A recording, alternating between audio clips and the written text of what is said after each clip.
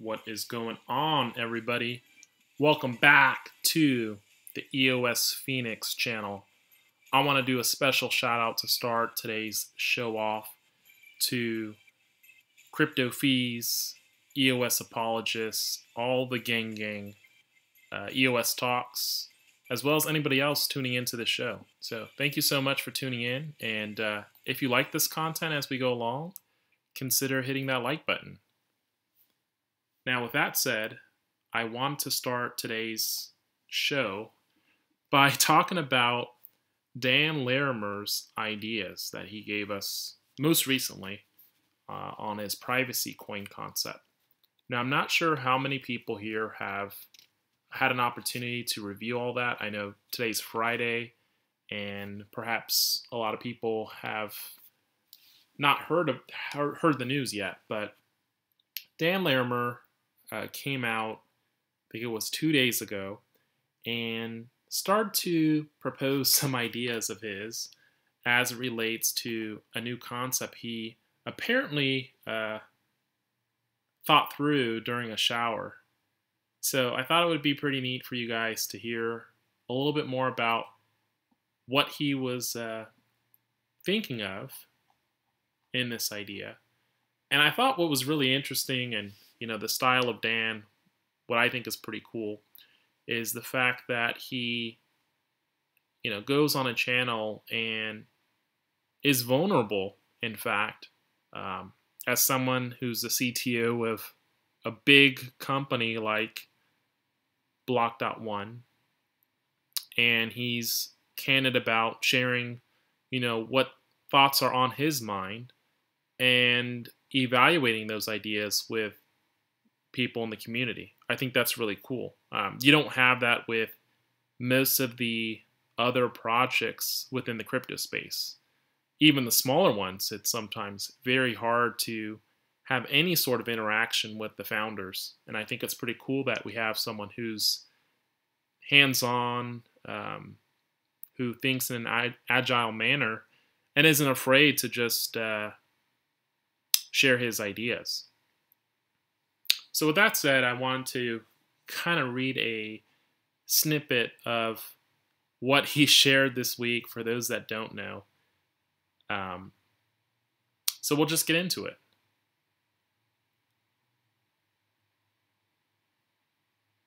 So I won't read all the snippets here, but I will say this. During the conversation, he defended his right to explore ideas and his method of doing so. And I think the main thing he mentioned was market research, testing ideas within the community before devoting more development time, and also finding additional ideas or features he could add to what his thoughts were. So it's important to note that the information I'm sharing with you should not be considered investment advice. I'm going to give some thoughts on where I think this is going, which I think you guys might like. And then I'm also going to get into how this could be actually an improved Bitcoin design for electronic cash. So I think I'm excited about it. I probably won't go to sleep tonight. I'm going to see if Dan goes in the telegrams again today. And I think this is the most excited I've ever actually been in a very long time. I haven't seen this type of stimulating conversations probably since I've been a part of EOS. Maybe in the very beginning there was some interesting conversations, and then unfortunately a lot of the community just went into the focus on price, and other issues like governance, and I think we got away from a lot of the things we wanted to do.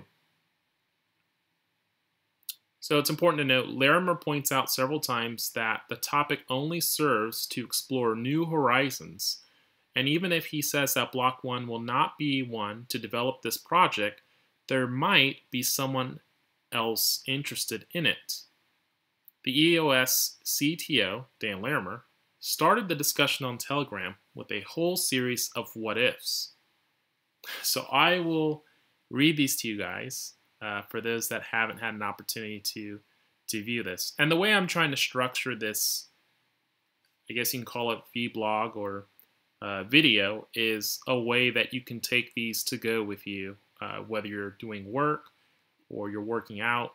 You can take this to go with you and basically get the distilled information for what has occurred and make your own opinions about it. And you can take, the thoughts I have and compare it to your own, and you can share yours as well. And for those that are interested in further discussions on this topic, I'd encourage you to head over to the EOS Privacy channel. I think I have included that in the link below. So without further ado, Dan has asked a series of questions. His first one was, what if I told you that I solved privacy and infinite scalability? What if I told you 10 million transactions per second and no commissions? What if I told you no RAM problems? What if I told you that everyone could have their own node? What if I told you no voting and no staking? What if I told you confirmation time of 200 milliseconds? What if I told you I'm not kidding? And what if I told you all this in 2019? What if I told you no ICO? What if I told you that the crypto world would actually hate it? What if I told you hardware wallet? What if I told you no paper wallet? What if I told you that a new currency could work as a common currency between Mars and Earth? What if I told you that this was thought of in the shower today? So this is essentially, he started going down this series of questions to us as a community, which I thought was genius. Actually, I dig this. I love this stuff because for me, it's all about innovation, and it's really all about educating everyone in the community, right? We all have a role here. So to expect Dan to do everything, to solve all the problems, is probably a little short-sighted. And so it's nice to see him actually engage us, the community, and bring us into his world, in terms of what he's thinking. So those were the questions he asked us as kind of a teaser. And then over the next, I'd say, course of 48 hours, he went into teasing us a little bit more and asking us if we could figure this out. And so there were a number of questions. Some people had asked him if he, because he mentioned obviously privacy, because that's something we knew. And obviously this is a very important topic that a lot of people don't, I think, appreciate nearly as much.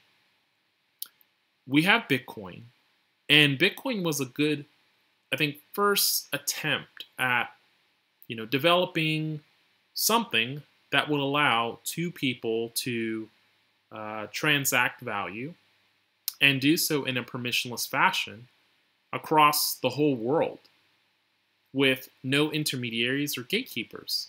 Yet, we have to admit that recently, in observing the entire clash between the two factions over there at Bitcoin Cash, that's not necessarily true. And you're seeing the market, in my opinion, and I guess my friend Crypto Fees would say allegedly, start to doubt the stability, I think, of the proof of work systems. And so that's a pretty important component to this whole crypto ecosystem, whether we like it or not, whether we, wish to embrace Bitcoin at this point, or if we want to recognize delegated proof of stake as the one to rule them all, Bitcoin still has a huge dominance in the market. But the fact that because Bitcoin Cash gets a cold, or a faction within Bitcoin Cash gets a cold, it actually takes and undermines the entire thesis of this, I would call, movement, is it could be considered a misstep, and it puts into jeopardy other projects. So we know that having the ability to have a system of value, of electronic cash, that is fast, is private, is permissionless, and that can be used all around the world would be a huge thing. So Larimer answered somebody who asked him if he, is using the zero knowledge protocol as part of his privacy. And he replied that he did not use zero knowledge. There's no bulletproof. The protocol is immutable and privacy will be implemented in everything. So what this implies, guys, for those that haven't connected the dots there, is that the possibility for everyone to be a node means that there will be no block producers. But that comes with a trade-off. Because there's no block producers, and because inherently there is no public ledger, the biggest problem is if the security fails. No one would actually know of a security failure until the tokens flood the market. So, that is one of the challenges with this.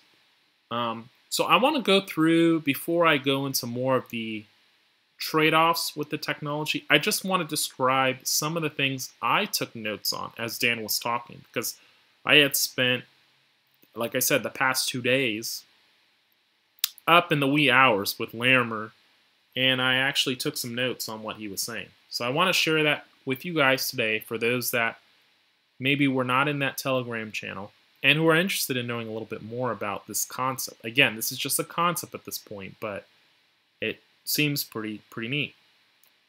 So we already talked about the fact that it will have nearly complete privacy. And the way it sounds like he's able to achieve that is he's developing a solution to store coins at the hardware level of, say, a phone, whether it's the Enclave chip or some other component within the phone. He didn't go into those specifics, but we do know it's more of a hardware implementation versus like a public ledger slash block producer type approach, or miners in the case of proof of work. It doesn't use that type of technology. This is more of a peer-to-peer coin stored at the hardware level.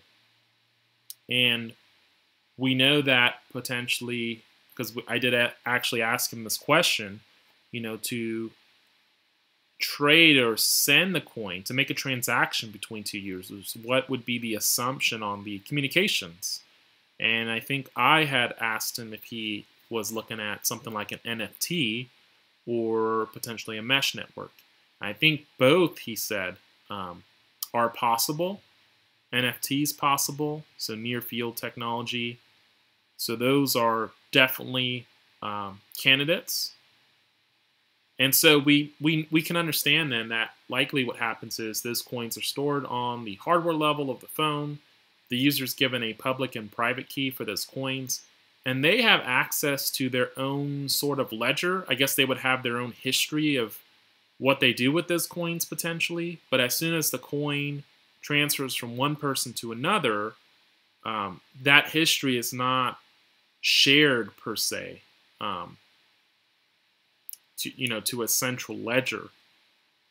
I can give, for example, the coin to my family member, my sister, my mom, and I would know that that transaction has been made on my phone. But anybody else outside of our little community would not have awareness of that. So that is an advantage, that is a feature, and a disadvantage, because again, nobody, not the government nor any central entity, would be able to track all the transactions.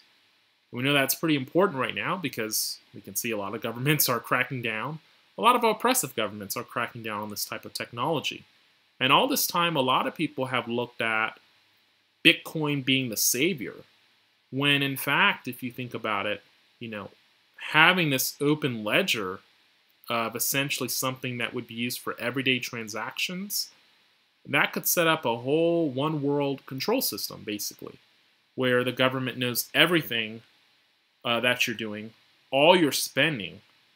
So there's a number of potential challenges with something like that, I think. So where does that put us with, again, his project here? And I just want to make sure I'm still online.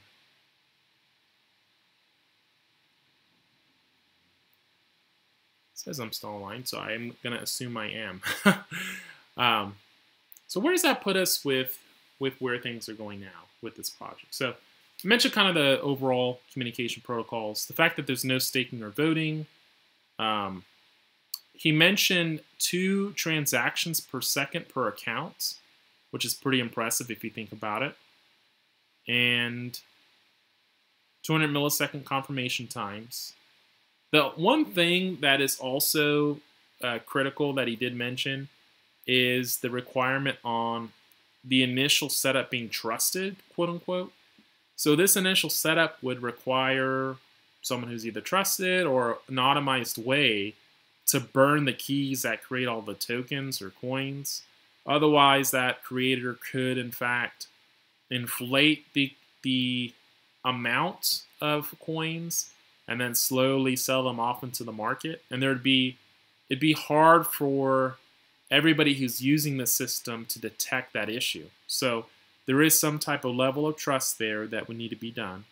The other thing is, because the implementation's on the hardware level, it is relatively secure, but it could be susceptible to a quote-unquote, as he put it, nation state, which, you know, would be a big government that comes in and attempts to hack the phone and compromise the security.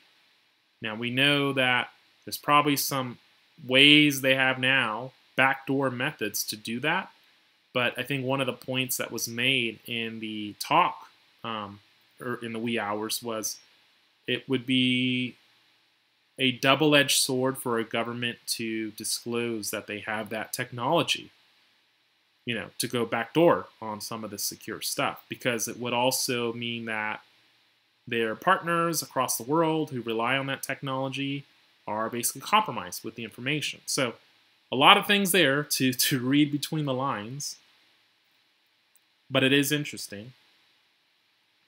And it's also important to note that, again, that hardware implementation solution is relied upon for a lot of critical infrastructure. So again, it just goes to say that it is tried and true. It is used for a lot of these applications, and there's something to be said about that.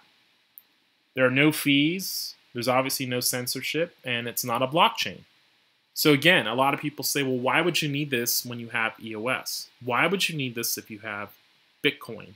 And the answer would be, for EOS, you would want something like this to give users privacy. There's a lot of tasks we do every day that don't necessarily require a blockchain. It may just be something that we go and purchase from the store. Would you feel comfortable purchasing your goods and services and having that on a ledger? I personally wouldn't. So I think this is actually this actually has some promise to it.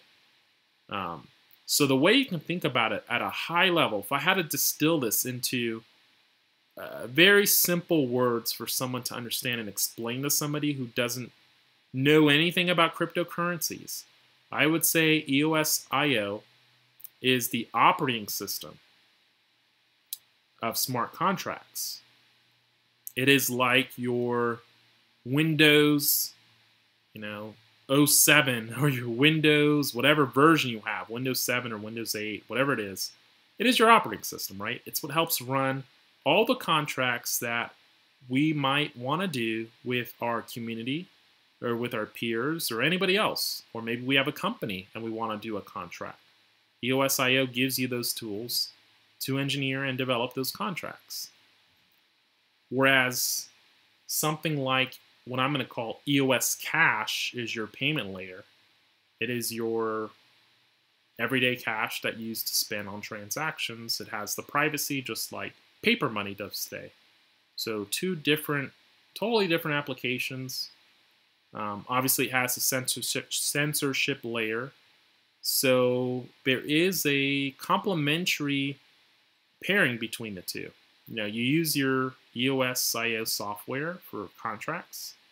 You use your EOS cash to make payments, right? I think it's pretty straightforward.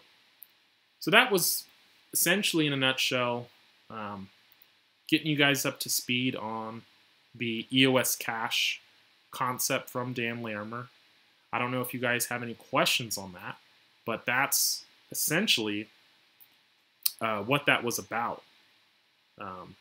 So I hope that was helpful for anybody who was wondering about what exactly that is, because I know a lot of people were saying, well, he's running off to another project and he's doing this and doing that.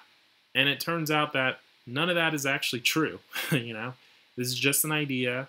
It is a method to develop privacy for, in my opinion, users of EOS, which I think is, again, complementary. And the more I learned about this, the more I wanted to know more about it. Okay, not less, not worried, not going in the basement and crying or whatever people are doing and selling their tokens. That's not the way rational people should behave, And we saw a lot of people freaking out, saying that they thought Dan was going to leave. And one of the things to keep in mind is that EOS is only 5 months old. If you study some of the reasons why he left his previous projects, a lot of it actually had to do with funding. The fact that there was no available funding to fulfill a lot of the things he wanted to build. The money just didn't exist. And you don't really have that problem with EOS, or at least Block 1 has the funding for it. So I don't really see that being an issue here. And again, the EOS cache concept, which allegedly is just a concept at this point, is something that would complement the operating system that everybody's building on. So I say more power to him. Dan, if you're listening or anybody knows Dan, keep up the good work, and I hope to learn more in your Telegram chats about your ideas, not just this one, but others. He had some other ideas that he shared in that chat, and actually wanted to see if I can go to that now and share that with you guys. So give me 1 second. Let's see if we can go live here. Browser view.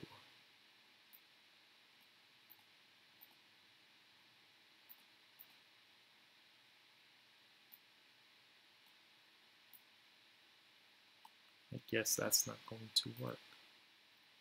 But I will give you guys the synopsis, or I will try to redo this one again if I'm not able to do it. But basically, Larimer was talking about. I had actually asked him straight up, because a lot of people were wondering, well, what's the deal with the Block 1 apps? There was all this promise of these exciting dApps. I think there was a discussion about a social networking app.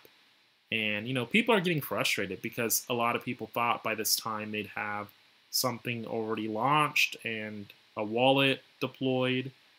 And so when we asked him that, and this was last early morning, just this morning, which is why I was so tired. What Dan had said was, Block 1, first of all, decided to polish the apps rather than ship beta apps. So initially, I think they were more in the realm of just throwing something out and just getting a minimum viable product. And it turns out now they're changing their. I guess they've changed, or they've elected to use a strategy more like, I would say, Apple, where the product is refined and thought through and cleaned up, and when it's ready, that's when they do it, probably with a different concept, even in terms of how they deploy or how they present the product to the public, I would say. That's just my suspicion on research I've done on some of the things that Block One has hinted at. So I expect something in the realm of what Apple was known for, which is, I think, a good step. And a lot of people were giving him a hard time and saying it was a bad choice. But, I agreed with them, and I thought this is just something like product development 101, and especially when first impressions count. And he did mention something that you guys might also be interested in. He said in his office, and I quote here, we have test, social media, and DEX contract, functional wallets, and other nice things I long to release, unquote. So they definitely have things ready to go, but I had suspected something, and after he said that, I actually put in the chat, that I thought there was a lot of, quote, regulatory fun. And what I mean by that is if you study the recent, wordings or reports from the SEC and the other bodies in the United States, a lot of the things are anti-crypto in terms of the developers and what they could be held liable for. And also just the GDPR stuff, I think, and how privacy is handled because of the, fallout from Facebook. And so actually Larimer pointed to my comment and said, that basically that's a lot of it. And he basically said that lawyers, need to review this, and GDPR is a concern.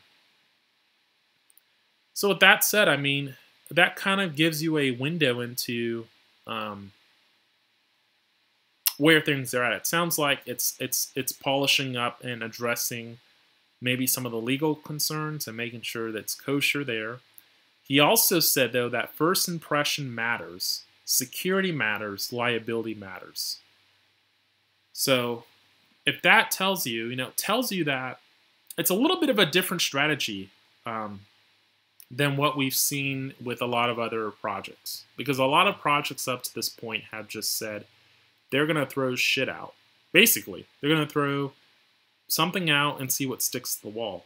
And I think EOS the Block One team, I should say, is taking a different strategy to go more with quality and not quantity or frequency of deployment. They want to actually launch this in a different way. And one of the observations I made is that, I said, well, look at what Apple did with their products. It wasn't just the features of the products. It was how the features were seamlessly integrated into the user experience. And judging by what I've heard from Cypherglass and others, I would say that this is a major focus for this team. They're putting major weight and time into making sure that they have that dialed in, as well as probably the presentation and showmanship, which arguably I know a lot of people probably don't like Brendan Bloomer for whatever reason, but the guy's a great communicator. He's probably one of the few in the crypto space that can do it very eloquently. And if you've watched his latest, talk or snippet on Bloomberg, that should give you a window as to, he's kind of the showman for this stuff. So I'd love to hear what you guys have to say about that. And those were the main things. He also hinted at the need, just going back to the whole discussion on the privacy coin, he did hint that that would be needed, mainly because he suspected that something like Bitcoin would not be resilient under some type of a war, for example, because and there is some credibility to what he said, because if you think about it, a lot of the mining power, a lot of the miners come directly from China, and if there was to ever be some kind of disruption, you likely get a fork between the two sides, whatever happens, and you get a lot of instability when that happens because you lose the hashing power. So love to hear what you guys have to say about these two things. One being the EOS privacy coin, and two just being Dan's comments on where things are at with the Block One Dapps they're developing. I hope you guys enjoyed this little show. I'm going to try to do more of these. I hope next one I'll be a little bit more organized. It's been a while since I've done one of these videos. But next time I'll probably do screen share and I'll show you guys some of the information from Dan, especially if anything comes out. Definitely this early evening or early morning. Definitely tune in here. Hit the like button, subscribe. And again, shout out to Crypto Fees, EOS Apologist, the Crypto Type, Cypherglass, everybody else from the EOS community. Hope everybody's well. So, peace.